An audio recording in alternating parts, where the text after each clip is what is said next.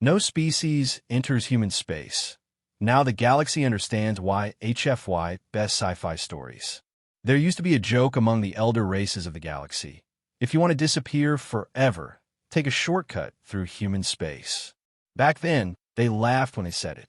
Now, no one even whispers the phrase. Because now they understand why. It started like most things in the galaxy do. Arrogance dressed in diplomacy. The Elaran Imperium, one of the more sophisticated, proud species of the galactic fold, sent a survey fleet into the Orion Arm. On the surface, it was a mission of peaceful exploration. But underneath, a test of boundaries. A measure of humanity's defenses. A precursor to eventual annexation. They never returned. The Elaran Senate, in their opulent obsidian towers, waited 2 galactic cycles. Then 3. And when the silence stretched into a 4th, they dispatched another ship. This time, a stealth vessel designed by their finest tacticians. That one never returned either. And yet, no war was declared. No ultimatum was given. No trace of wreckage was ever found. Only silence. Captain Virex of the Graal Republic thought it was just a myth. Human space was a blank spot on every star map. A gaping hole where data refused to exist. Ships went in, nothing came out. But to Virex, it wasn't fear, it was curiosity. So he took his cruiser, the Reaping Wind, and crossed the border of Terran space with his crew of elite soldiers and scientists. The moment they crossed the threshold, nothing. No alarms. No weapons. No voices. For 3 days, they drifted through star systems that had once been bustling with colonies and trade routes. But every planet, every station was abandoned, left in pristine condition, like people had simply vanished in the middle of their routines. Coffee still warm, engines still humming, home still lit. It wasn't war, he realized. It was something else, something worse. On the 4th day, a single message pinged on their main comms array. Turn back. Last warning. That's all it said. No signature. No timestamp. Of course, Virex didn't turn back. He should have. Galactic Command convened when they received the Reaping Wind's emergency broadcast, a fragmented, barely decipherable stream of static, screams, and one clear voice in a Terran accent. You were warned. It wasn't just an idle threat anymore.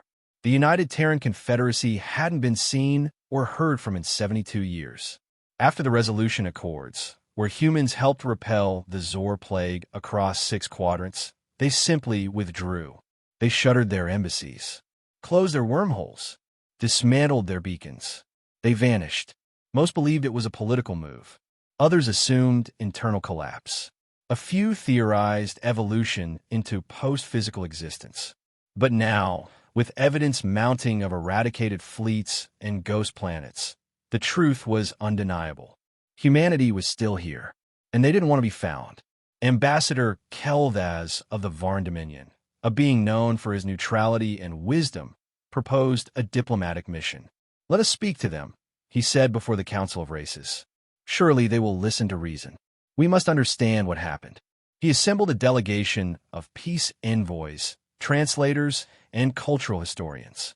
They arrived at the edge of human space in the grand ship Unity's dawn, adorned in golden lights and bearing artifacts of every major species as gifts. They broadcasted messages in over 200 languages. They sent musical frequencies, historical records, even poetry. There was no reply. On the 7th day, a vessel appeared, a Terran one. Small, silent. A single hull cruiser, painted matte black. No markings or ID. It hovered 12 kilometers from Unity's dawn and did nothing. The Varn delegation, sensing no hostility, requested permission to dock. No response. They scanned the Terran ship. And then, everything changed. The Unity's dawn shut down instantly. Not exploded. Not attacked. Just shut down. Every system dead. No lights. No power. Life support offline. External hatches sealed. The delegation suffocated in silence. The Terran ship disappeared without trace. They called it the Curtain. After that incident, no ship, military, scientific, or civilian, dared enter human space again. An invisible wall. No sensors could detect it. No probes could pass through. No communications could breach it. You simply weren't allowed in, and no one wanted to try. But then came the Shal'eth horde. Unlike the others, the Shal'eth weren't interested in diplomacy, politics, or understanding. They were war incarnate, living flame, metal, and hate. When they swept through the Elaran outposts in Sector 9, the galaxy trembled. Not even the Vieku Sentinels, once considered immortal, could stand against them. In desperation, the Galactic Council did the unthinkable. It sent a message into the void. To the United Terran Confederacy, the galaxy calls upon your strength once more. We are falling. They are coming.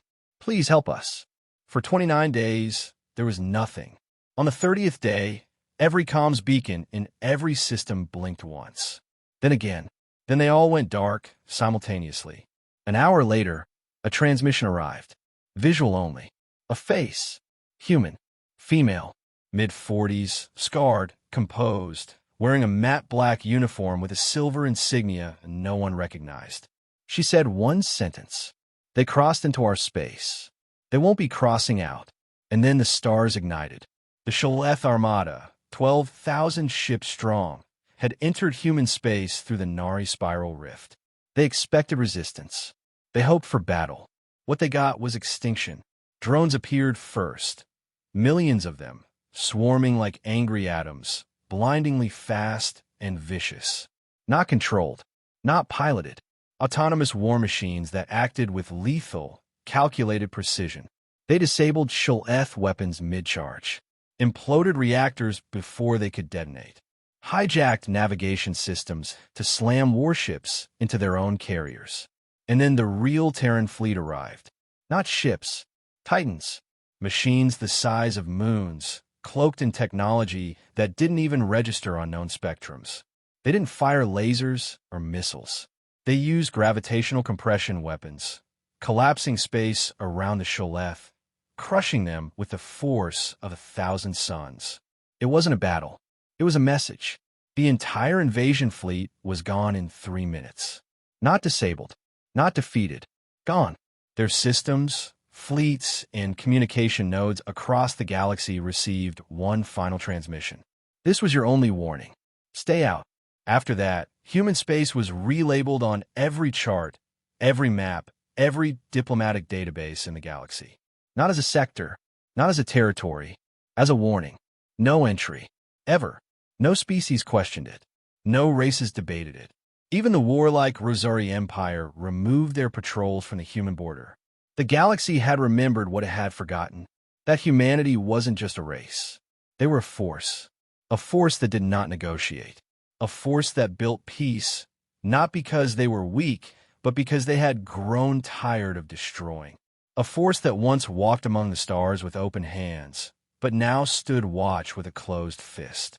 Admiral Kalis of the Zarnathi High Guard once said, "There is a myth that humans are monsters.